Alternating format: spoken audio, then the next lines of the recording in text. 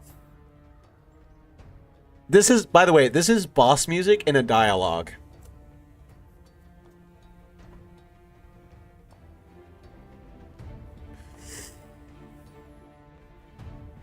Undertale fans eat your heart out. Okay.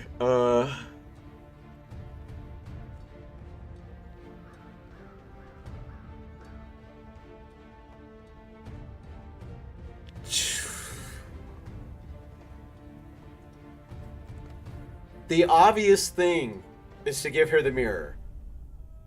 That is what the Taskmaster sent us to do.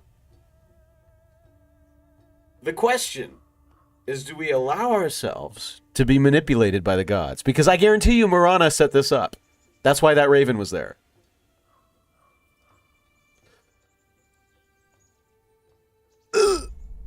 And I don't know if she likes the fact that we're alive, because she said she's going to judge us soon.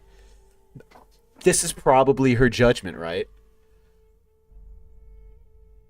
But what's her judgment? Is her judgment going to be this guy, he's going to do anything for any reason? Keep in mind, I did ask the imp, what's in it for me? I believe I did. So there has been selfish motivation there. So I would be killing Baba Yaga for a selfish reason. Not because I wanted to save anyone, but because I was going to profit from it. I don't know if they like that.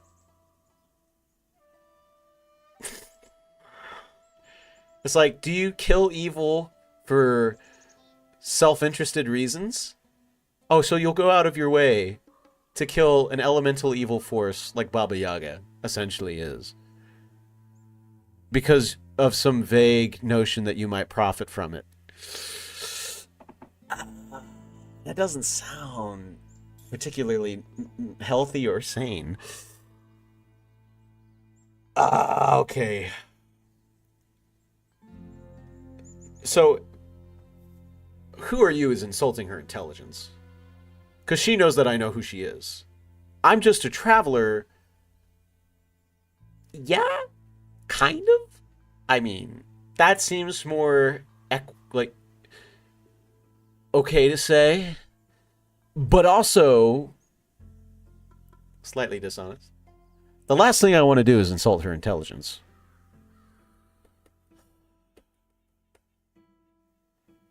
And I have a gift for you is basically just pulling out the blicky and being like, hey, look at my gun. Bam!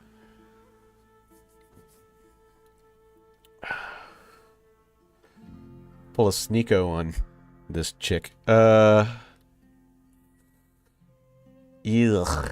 Okay. I really don't know what to do here. I'm at a loss.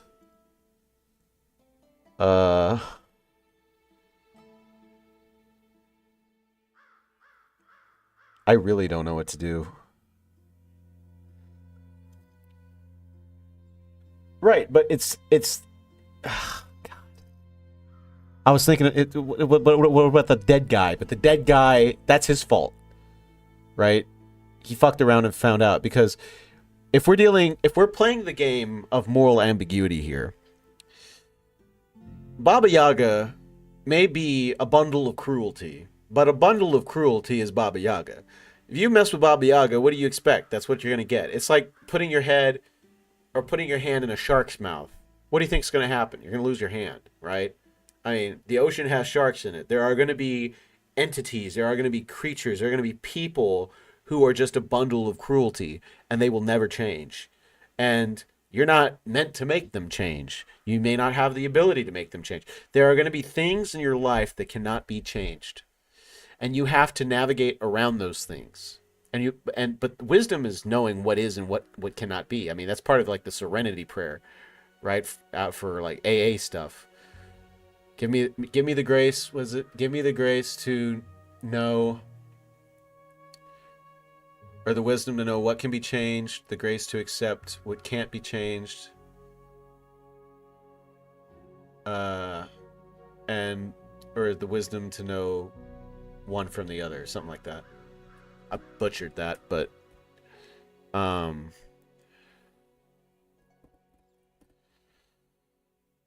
don't feel like killing Baba Yaga is the right call. I'm content to let her be.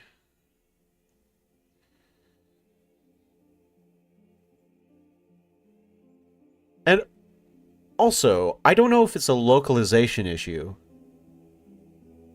or if it's a deceptive turn of phrase, because when this proposition was first brought up to me, the Taskmaster did say a Baba Yaga. Now, he may have been using I don't know if it's like a declarative A, where it's like, if there, it's a very, very, very, very weird grammatical thing, but I doubt that was the case. More than likely, or more likely, he was saying a Baba Yaga, as in there's multiple, which sort of reduces sort of depersonalizes this.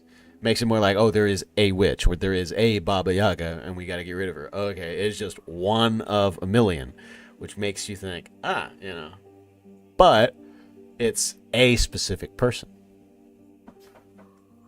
Now you're thinking, wait a minute. Now, I'm sure that there's also probably going to be an option for us to broker a counter deal with Baba Yaga. And there is this polarity between the light and the darkness. Now, I don't know where these gods fit in.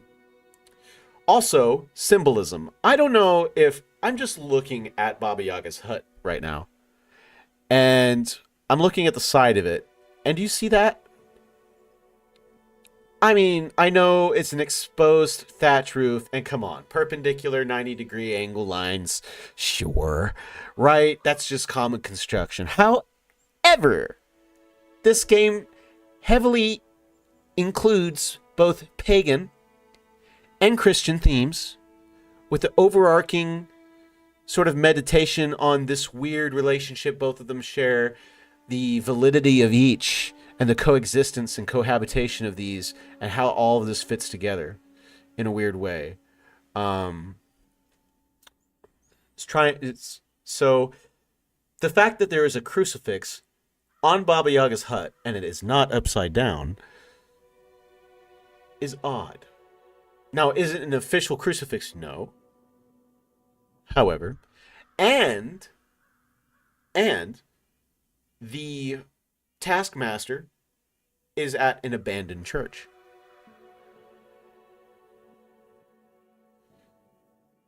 That's in ruins. So I don't know if that was left there deliberately in a symbolist sort of way, but it's almost like a yin and a yang thing, where an opposite contains, because the abandoned church, had an alchemy table. It had potions, which you would think would be in a witch's hut. Did you see a crucifix? I didn't. Not like this. Now, we haven't been in that hut, but this is a weird thing going on here, man. It's like the more I look at this, it's also a hangman on a tree. And sure, I know, the whole hangman thing.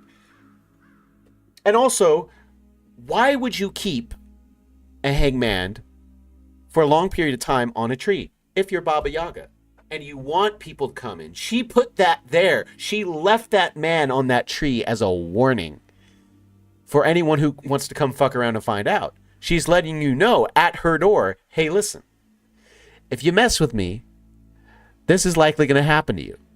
You don't want this to happen to you? Don't mess with me. That's simple. You know, you don't want what I have to offer, then don't come this way. Because, which, me, as in this character, being the dumbass that he is, I don't know if I am currently fucking around or I'm about to fuck around. I don't want to. I feel like if I give her the mirror, I'm definitely doing that. I feel like if I am gonna try and talk with her, I feel like I'm doing that. I'm definitely doing that if I say, "Who are you?" Because she knows I know. So, because how do you not? You don't just wander around and find Baba Yaga's hut, even though that guy did. Had to be a reason. I'm gonna think about it. I'll be right back.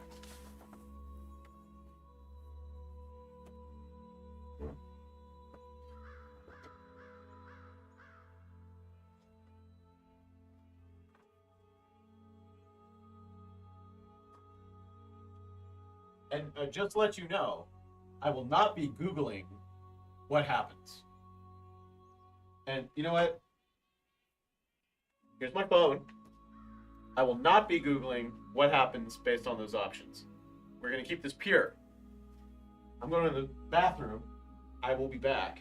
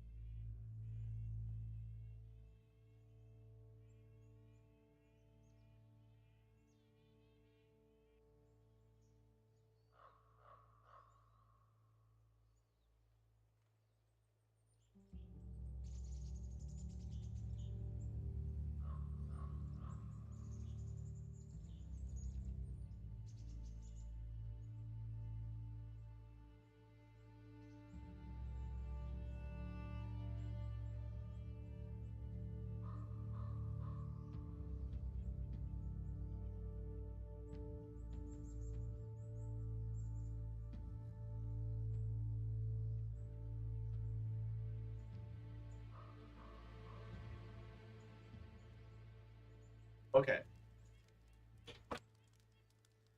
Jeez. Okay. I still don't know. Okay. So I had a thought. And the thought is, so um Baba Yaga, right? I don't have really any loyalty to her, right? So I thought, okay, we're just gonna go with the mirror on this one, even though I think it's a terrible idea, like a really terrible idea. Also, this is interesting. It did not give me the option to give this guy the mirror to do it himself. Why is this a two-man job? Oh my god.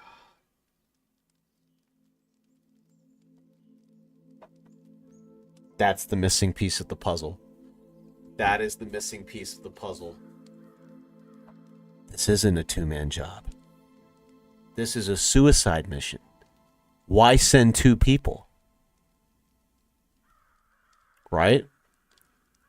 Why? If she kills one of you, she's just as easily going to kill the other one if the plan to look at a mirror doesn't work. This is absolutely a suicide mission.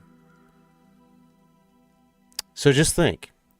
You're a deity. You want something done. You're going to send two guys from the middle of nowhere to go take care of World's oldest witch? Nah. Okay, so the murder angle is definitely out. So we are not giving her the mirror. That is a terrible idea. That is an unintelligent, uninspired, stupid idea. We're not doing that. We're not. Okay. We're not doing that. Okay. She may look like Baba Yaga. Okay, so this is true. She might look like Baba Yaga. She might act like Baba Yaga. But if I don't know for a fact she's Baba Yaga, I have no business talking to her in the first place. So, rather than saying, oh, but you know what? She is asking me a question. She is initiating the questioning. So I should probably answer respectfully, even though I could be a little bit more honest. I'm going to say, I'm just a traveler. I'm locking it in. I'm locking it in. I'm just a traveler.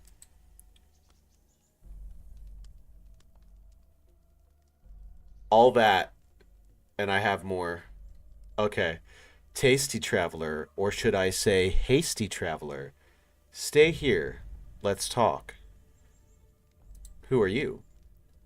I may be just an old lady, but I have something for you. Are you hungry?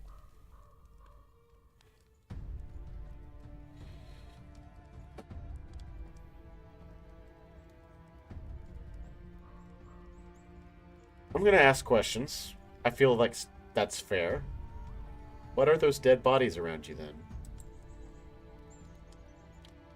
Yes, it's dirty and needs to be clean.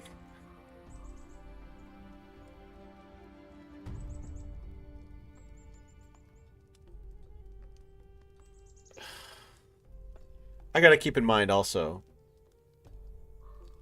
I don't think there is an option at this point for this character. I don't think there's an option for him not to not piss off someone. Right? He's gonna piss someone off. Okay.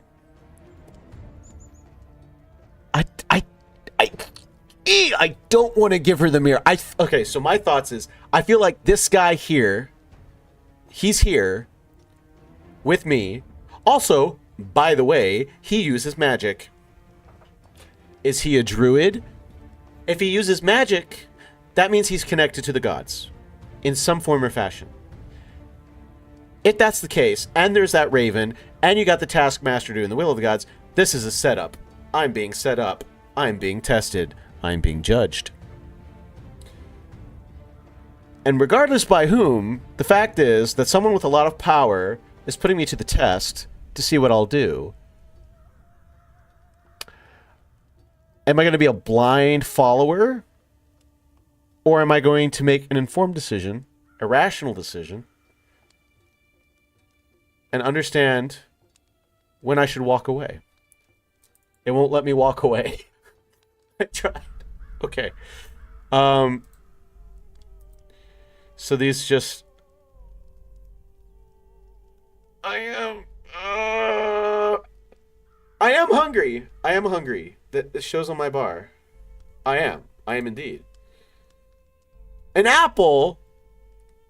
Oh, but it doesn't actually give me the option to take a bite of the apple, so that's just...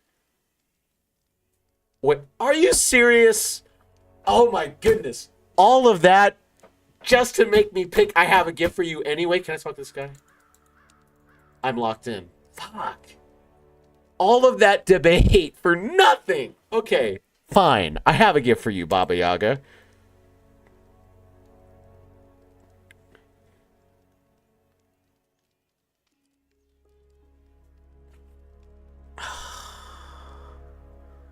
I mean, the apple is 100% poisoned. There's no questioning that. It's absolutely poisoned. At the same time,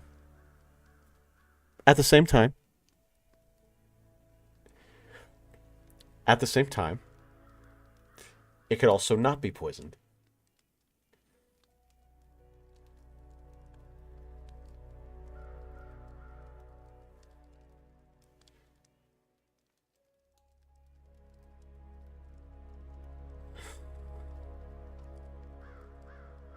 So now the game has changed. Now the game is mutually assured destruction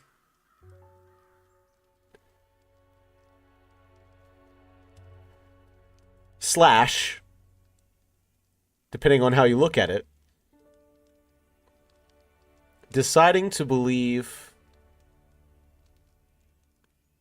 the best intentions. Which, to be fair, is sometimes foolish to do. Ah! I don't know. I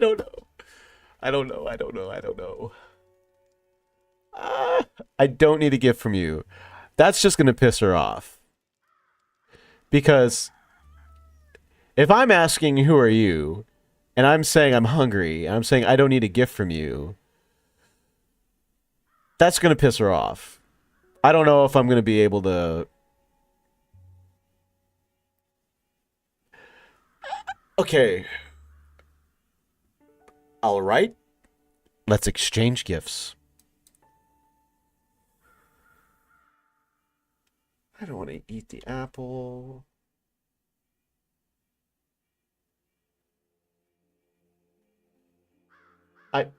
I really don't want you to...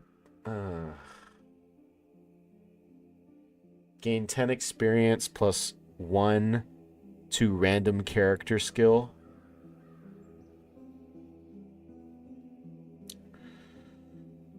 Fuck.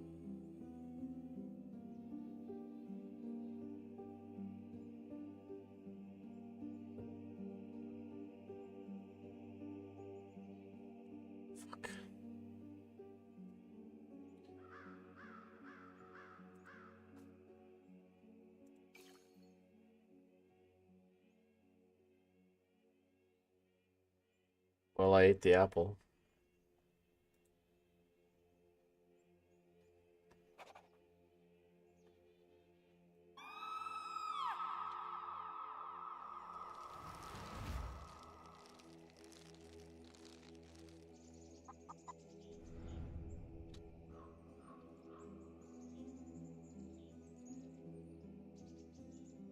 Oh, of course she had sisters!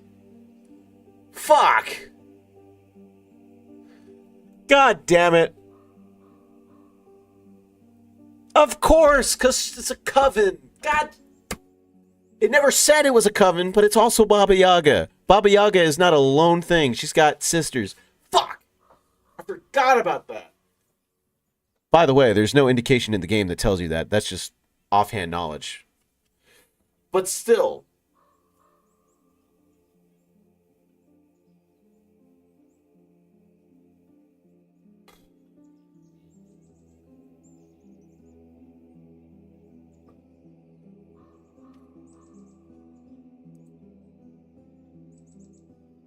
Now they're pissed. A gift that is not paid properly. It's just a mirror.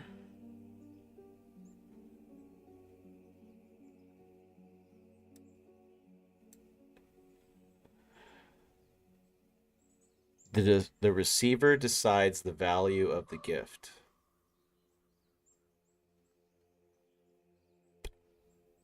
Okay. I'm not going to just walk away. That seems like a bad idea. A gift that is not paid... Do you also want to look? Our sister made that mistake. We will not.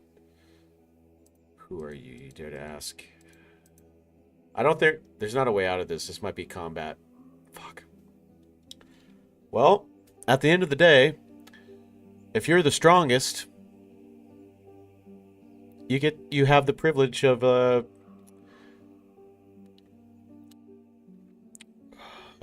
certain foregoing certain well, I don't think you have that privilege, but you have the privilege of surviving, of being able to see the consequences of your actions unfold. That is a privilege. You may not enjoy it, but it is a privilege. And being strong guarantees that you can do that, which in itself is valuable, so yeah. another apple. We will give...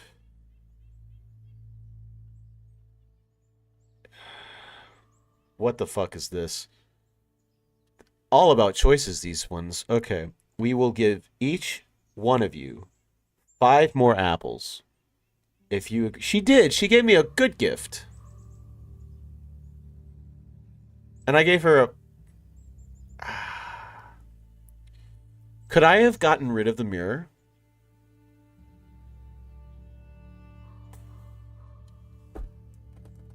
Or could I have met her on my own? It's possible. But I didn't explore. It's probably not a good idea to even have talked with her in the first place.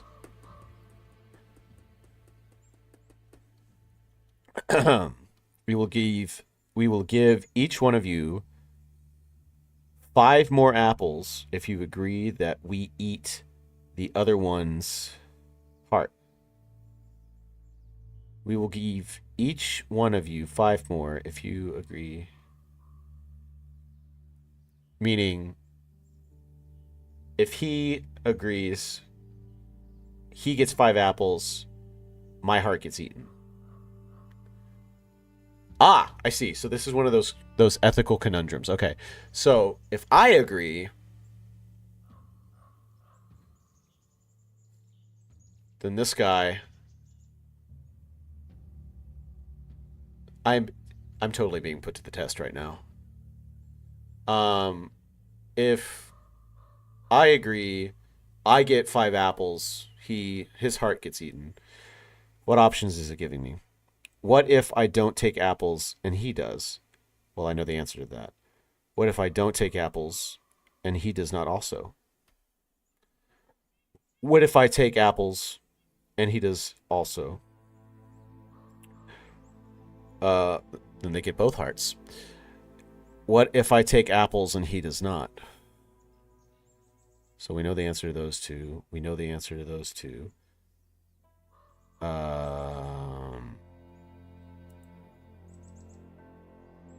You both walk away empty-handed? I would rather walk away empty-handed than one of us die. I'm gonna use bro logic. Because this man works for the Taskmaster. We completed our objective. I thought my initial cynical idea was that this guy was on a vengeance quest. I then reneged on that and it was like, hey, listen, let's see the positive in people. I chose to see the positive in this guy. I'm going to continue to choose to see the positive in this guy. I'm not taking the apple. Save companion and take no witch apples. Oh. Well, this is a bit hand and fist. You'll experience slower hunger in the future.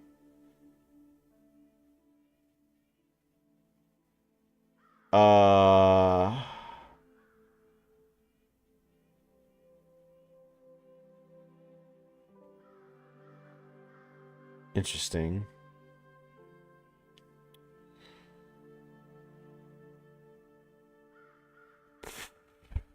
I mean, yeah. This abstinence. This seems to be the objectively correct thing to choose. Let's choose this.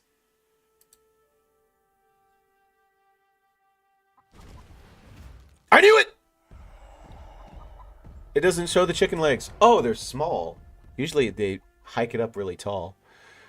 The choices you make will affect your journey, the world, and your soul state.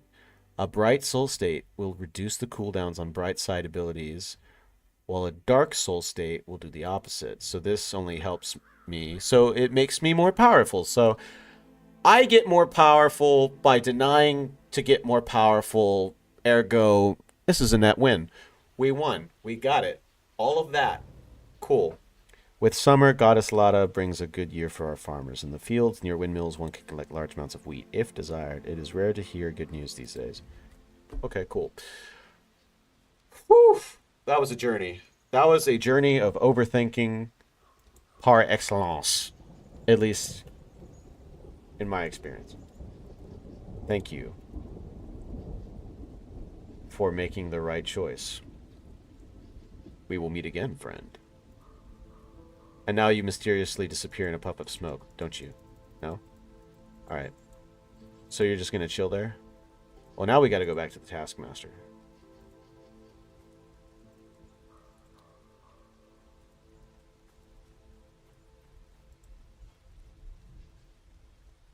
Oh, and there's a god mushroom over there too. I'm gonna grab that.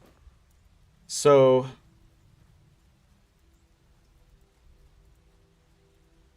judge not lest you be judged.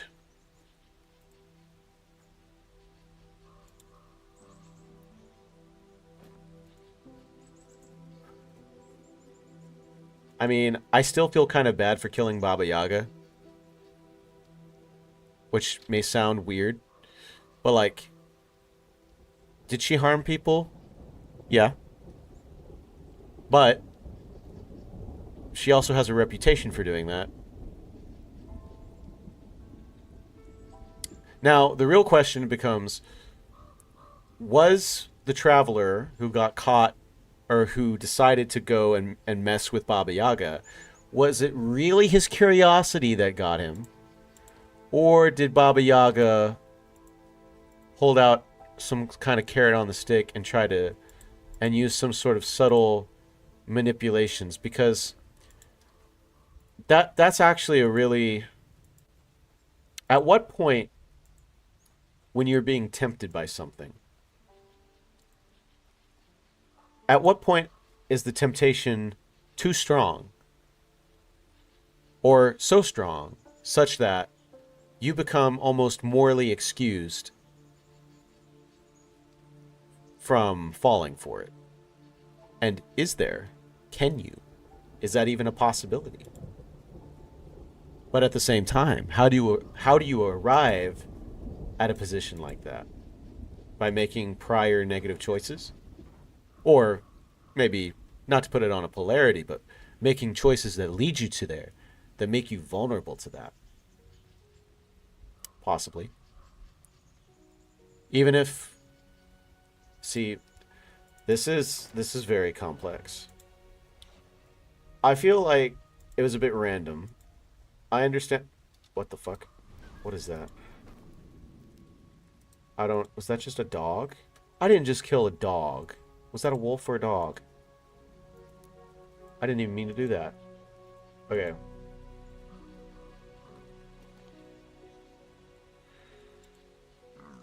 So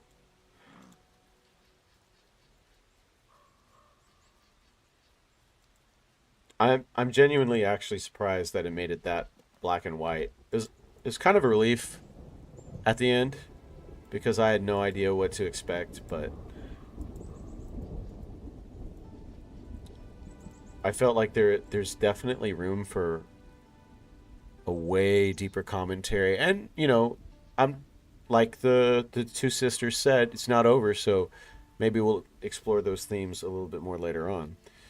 We are only so far in the game. But wow.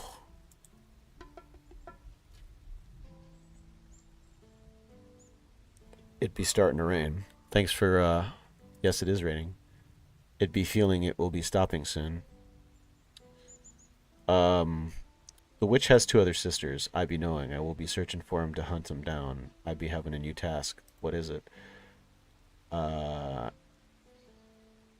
any questions?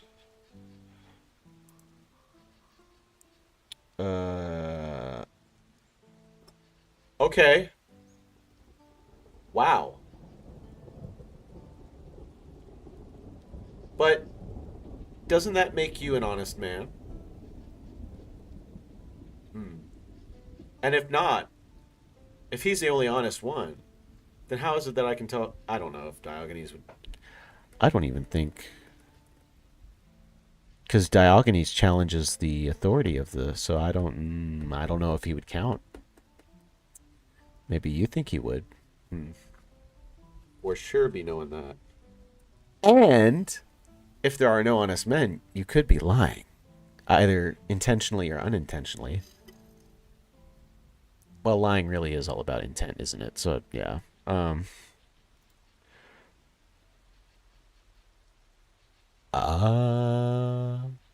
I be working for one God, the one which be replacing old gods. Who is one God? The Father of Christ, Father of everything.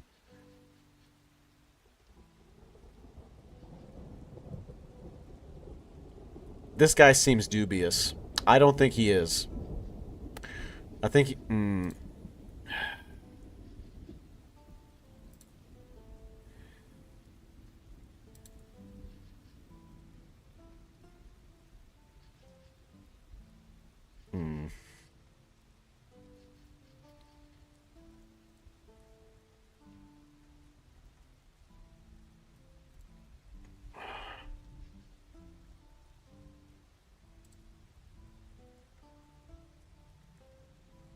I'd be thinking they always be having something dark in them.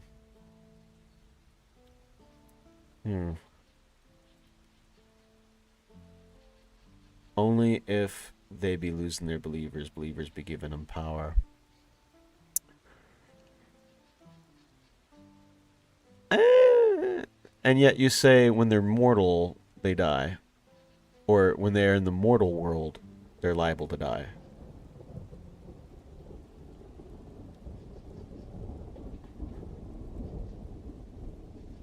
There's a lot of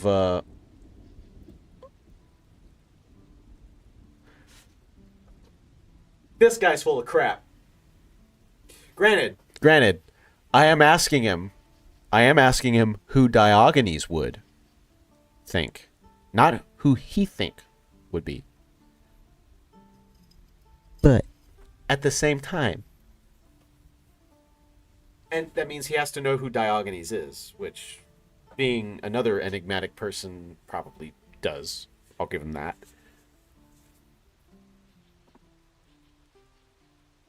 Why would you send me to kill a witch? I understand, but I don't understand. And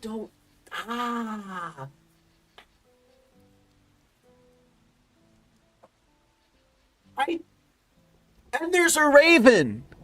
And there's a raven that was there. This guy's lying. Absolutely lying. 100% lying. There can be no... I do not believe this imp. I don't believe that he's working. Because he did specifically say the Father of Christ.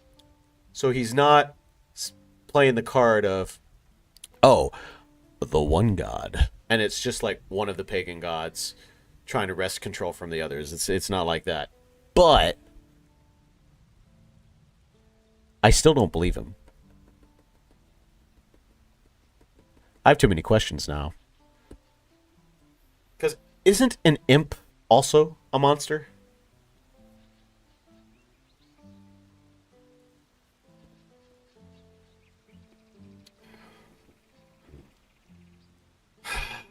I don't want to work for this guy anymore. This guy makes me sweaty. I'm sitting here sweating over this shit. What do you know about me? Velas be releasing you from the underworld. Why did he do that? It says that ye can be changing the destiny of us all. What happens if I die? Be back as someone else. What if I work against old gods? You should be doing that. Make their plot be working against them. I got an achievement called Curious, asking tough questions. Yeah, for real. Let's switch the topic. I don't want to do any more tasks. Not for you. That was too easy. It was too easy to kill a primeval witch. Absolutely too easy. I don't like that.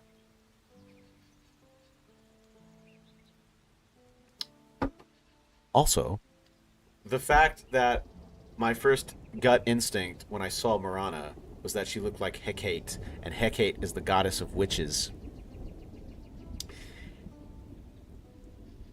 and the first thing that I think she sends me to do is kill a witch,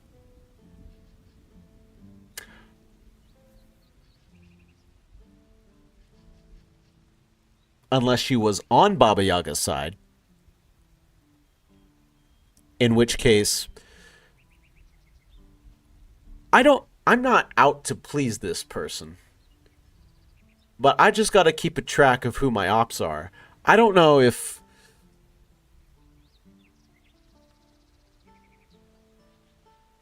I have Marana aggro now or not.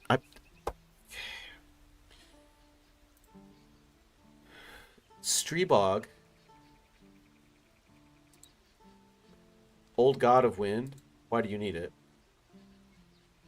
It will be moving the power over the wind to one god. See, this is how I know you're capping. This is how I know you're capping. Because if you believe in the one God, you would understand and know that he could never lose the power of the wind.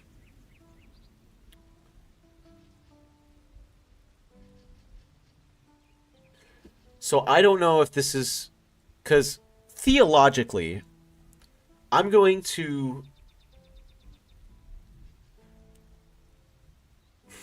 I don't know how theologically invested the makers of this game are on either side of the spectrum, whether how theologically invested they are in the pagan side or theologically invested in the Christian side. However, given the fact that the Western civilization has been dominated by the Christian religion, I would assume omnipotence, omniscience, and omnipresence as concepts can be universally understood as attributes pertaining to God, the Father of Christ. This suggests that one God is not one of those things, at least. He did not say himself when I asked him who would Diogenes think would be an honest man. And even so, what does it matter who Diogenes thinks is an honest man or not? Why should I let Diogenes be the arbiter of who's honest and who is not honest? I shouldn't.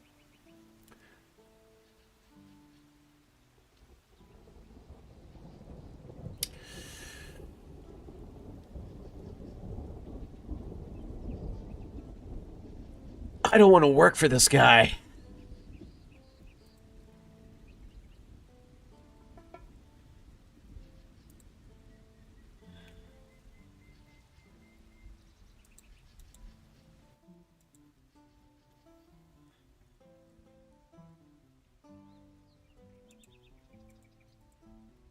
Okay. This stream's been going on for 4 hours and 30 something minutes. I think it's time to end it there. So let's get in this those 8 hours. So thank y'all for tuning in, for stopping by. Ronnie, shout out to you, my dude. Good seeing you in chat. For those of you who I'm sure will watch the VOD later, I hope you enjoyed. This is just part 1 of my playthrough of Svarog stream. And honestly, like, I am super fucking impressed with the game so far. And I am enjoying the hell out of it. Especially streaming. Streaming it, I'm just overwhelmed by just, there's so much going on here. So yeah, definitely stay tuned. If you're not already subscribed to get notifications whenever we go live. My schedule right now is pretty sporadic, but I'll be working on putting out a schedule. It might not be regular. It's probably going to be more like every 2 weeks I'll release a schedule, just because the nature of my job is very all over the place in terms of hours. So, but yeah, yeah, y'all have a good night. Have a good day wherever you are. Yeah, thanks. Till next time.